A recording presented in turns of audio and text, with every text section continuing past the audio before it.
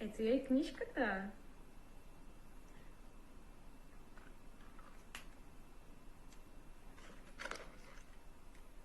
Вау!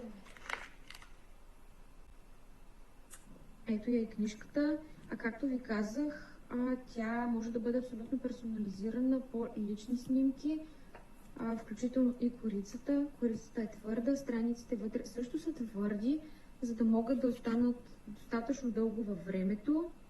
Това, според мен, може да бъде един много личен и различен подарък, защото да отцветяваш спомените си, според мен е много готино и интересно.